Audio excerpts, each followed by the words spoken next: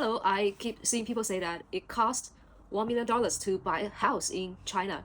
So today I want to explain this statement. I think it's true, but it's completely misleading. I've lived in both tier 3 and tier 1 cities in China basically my whole life. And I'm not here to convince anything of you, but to put together numbers and give you a full picture and context. Because $1 million in China, it's not just a price. It's a very distorted measuring stick. And once you see how many China exists inside this country, then this number will making much less sense to you. So first, let's have some very basic scale of China. China has 4 tier 1 cities: Beijing, Shanghai, Guangzhou, the big 3, and the recently developed tech industry heavy city, which is Shenzhen.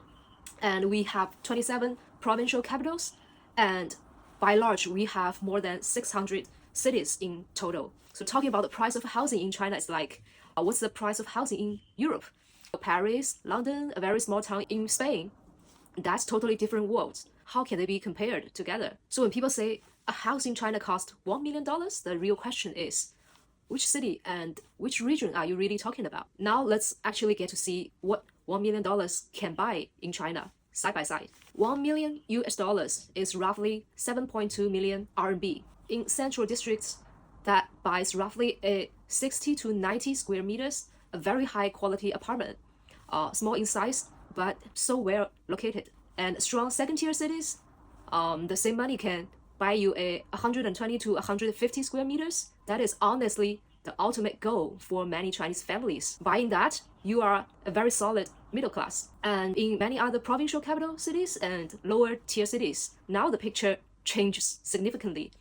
We are not just talking about house, we are talking about villas and even multiple properties. So yes, $1 million can buy a house in China, but it only represents the top slice of the market. It is not universal, and that's not a national reality. But still, why does this feel so true to many people? That's where income pressure comes in.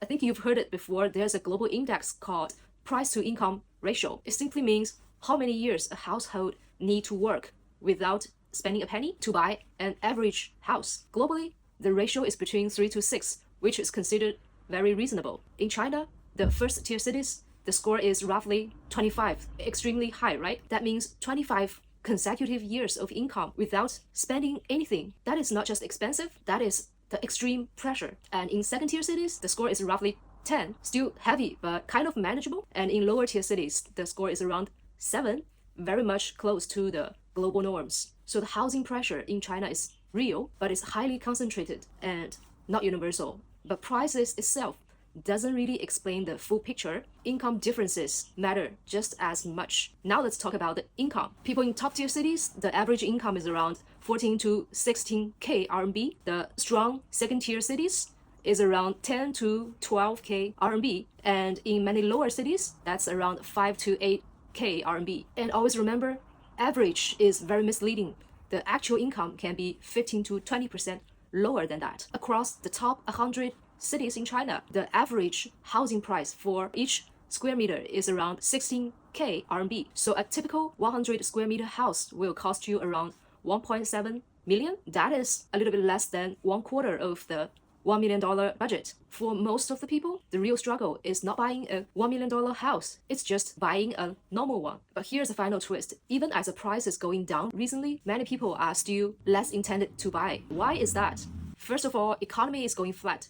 People simply don't have the confidence that they can earn as much as they do before. Second is buying a house in the past is considered an investment, right? Whenever you sell, you make money. At this point, there are so much uncertainty. You are not sure you can sell or you can make a profit anymore. It's simply not worth investment. And 3, the younger generation, including me, we are just not mentally prepared enough to tie entire life on this house, right? Because that's gonna be 30 years or more. Only one assets for my whole life. It just doesn't feels right. So the China housing story is not about $1 million.